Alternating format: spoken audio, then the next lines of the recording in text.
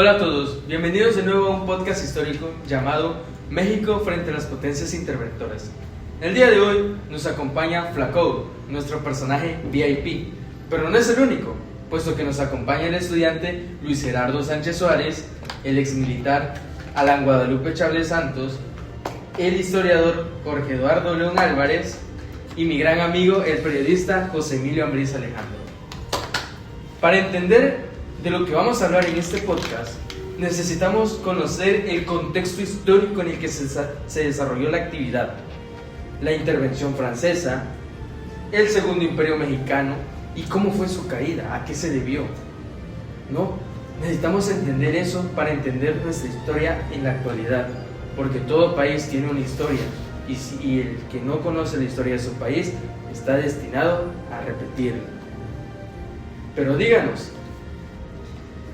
hablando en el contexto histórico, muchos hablan de crisis económicas, de potencias como España, Inglaterra y de Napoleón III, Napoleón III, no sé cómo le llaman. Pero, historiador, usted es un experto, cuénteme, desmienta eso. Pues mira, mi querido Carlos, es cierto, la crisis económica que se vivía en el México antiguo era una verdadera razón por la que los franceses intervinieron en nuestro país. Al momento de que nosotros salimos de una independencia, quedamos en pañales prácticamente ante un mundo pues, que ya se estaba globalizando, ante potencias grandes que solo buscaban el poder. Es ahí cuando Francia, España e Inglaterra, pero en especial Francia, ven una oportunidad en nosotros como país para encontrar más poder, más recursos. Y entonces sí fue Napoleón III quien dirigió esa intervención. Sí, Napoleón III cuando conquistó Francia fue uno de los principales actores, o la cabeza, podríamos decirlo así, el que mandaba para que todo esto se hiciera, era la mente maestra detrás de esto. Pero esa mente maestra fue combatida por Ignacio Zaragoza en la batalla de Puebla. Y qué mejor que nos las explique usted. Pues derivado de la salida de la independencia que tuvimos, pues las tropas mexicanas no veníamos pues en buen plan, ¿saben? Apenas era una nación en crecimiento. Y en la batalla de Puebla pues básicamente Francia era uno de los países más grandes, uno de los que tenían un imperio pues enorme y grandes militares. Pero gracias a Ignacio Zaragoza y a su pues increíble ingenio y pudimos ganar esa batalla. La pregunta aquí es, exmilitar, ¿usted considera que México tenía el armamento necesario para hacerle frente a Francia? Ya que yo en lo personal he visto imágenes en las que ni yo me creo que México haya ganado esa batalla, puesto que veía muchas personas con palos, machetes, otros con trincheras de esos que usan en los campos. ¿Usted qué tal vio? ¿Usted cree que fue en realidad la estrategia? ¿O fue el corazón mexicano?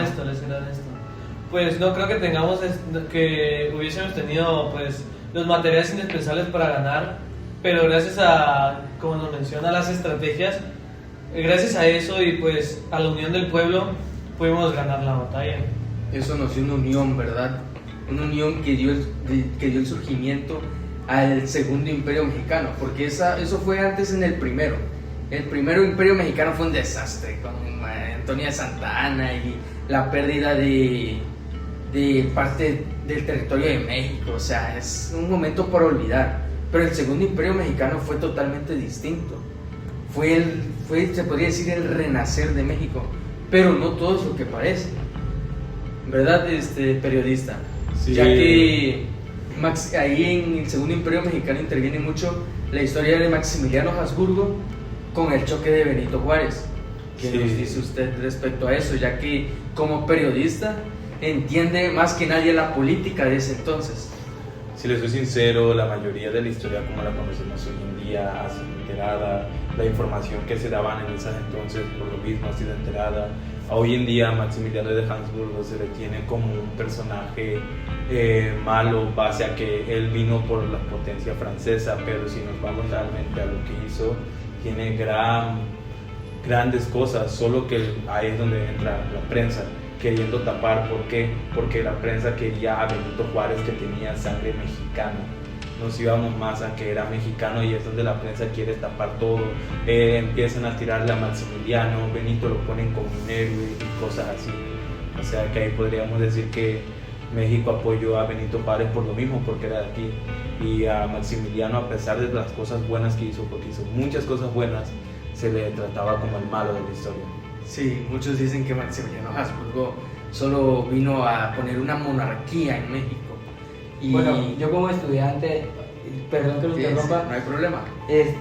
Maximiliano fue mejor gobernante que Benito Juárez, Eso es lo que muchos dicen. porque Benito Juárez, él se hizo la fama de ser el mejor de todos, pero en realidad las cosas que se necesitaban no las ponía en cuenta, solamente se ponía en cuenta a él y a los de él.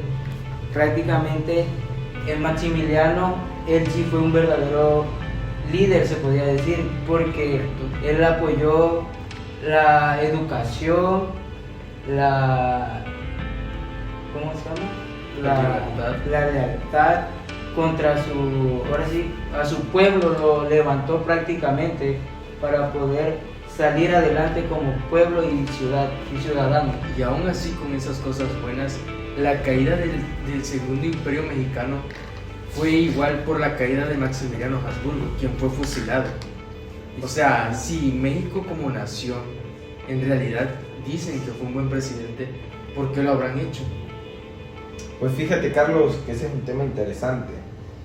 Mucho se habla de que Maximiliano de Habsburgo era bueno y tenía muchas ideas muy buenas, ya que lo puso al frente Napoleón III y pues lo apoyaron los conservadores porque pensaron que era una monarquía. Sin embargo, él venía con unas ideas totalmente diferentes, y al momento de que todo esto sale, Francia sale de México, a partir de que los conservadores ven esto y que no se alineaba a sus ideales, no había apoyo. Es por eso la caída del imperio, cuando fue su fusilamiento, porque no tenía un respaldo como tal, como Benito Juárez. Eso es lo que jugó un papel muy importante en la historia.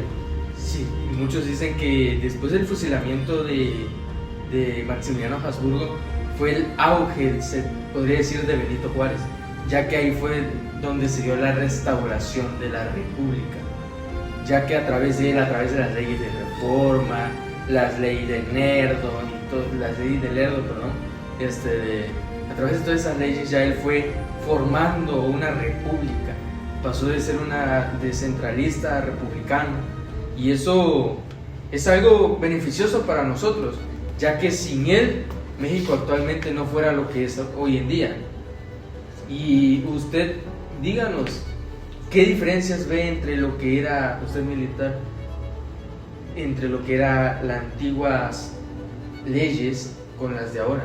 Ya que antes no se ejecutaban las leyes de la misma manera a como lo hacen ahora. Antes se ejecutaban, fusilaban a las personas que se portaban mal, y actualmente hoy pues lo podemos relacionar. ¿Sabes qué? Te damos que la ley, la constitución te dice qué hacer, y aquí y allá. Pues gracias al desarrollo que hemos tenido como país y nación, las leyes han cambiado. Antes, como usted menciona, se podía fusilar a una persona por un delito menor a un robo. Hoy en día no es así. Ya un acusado pues no vas y lo metes 50 años en la cárcel o lo matas porque robó una tienda. Le das, claro, unos pocos años en prisión para que aprenda lo que hizo. Me gustaría que Emilio te diera su punto de te diera vista. su punto de vista. Hoy como periodista, que muchas veces lo ve en las calles de México, muchas veces que mucho. Así es, varios perros. Pero nosotros nos preguntamos, ¿pero qué tiene que ver eso con la intervención francesa? Pues tiene que ver mucho, puesto que así como un ejemplo, una persona entra a robar una tienda, Francia quiso entrar a México. Y o sea, y la relación que tiene, aunque uno dice, no, pues son ejemplos totalmente diferentes, pero porque son en épocas diferentes. Y sí, fíjate que eso que comentas del robo lo relaciono mucho con que a partir de ese robo tú ves a la persona a la que le robaron y entra un sentimiento. Y eso mismo pasó con la batalla de Puebla. Hubo un sentimiento en la nación que nos dio ese sentimiento de nación, que pertenecemos a México. Eso fue algo muy importante que nos dio y que no pudo haber sido sin esa batalla. Y ahí es donde yo diría que entra más el hecho de la prensa. La prensa, como sí, todo el mundo sabe, la prensa mintió mucho en esas entonces, pero no lo hizo con la intención de hacer un mal, lo hizo con la intención de hacer un pueblo unido, de hacer que México tuviera la fe de que vamos a llegar a lo que somos, por ejemplo, hoy en día, quizás un poco mejor o un poco peor, pero teníamos la fe y la esperanza de llegar a que seamos la nación que somos hoy en día. La prensa mintió, claro que mintió, pero lo hizo por el bien mayor de hacer un México unido. ¿Cómo hubiera reaccionado la prensa si supieran todo lo que pasó antes? ¿Cómo hubiera reaccionado los ciudadanos a ver todo lo que tuvo que hacer México para llegar a lo que somos hoy en día? Sí, y eso es un punto sumamente esencial de entender. Y que tiene mucho más que alargarse en otros podcasts, me imagino que lo trataremos. Sí, claramente. Por el momento, eso es todo por nuestra parte. Síganos y los esperamos en un nuevo podcast. Muchas gracias. Muchas gracias. Hasta luego. Hasta luego.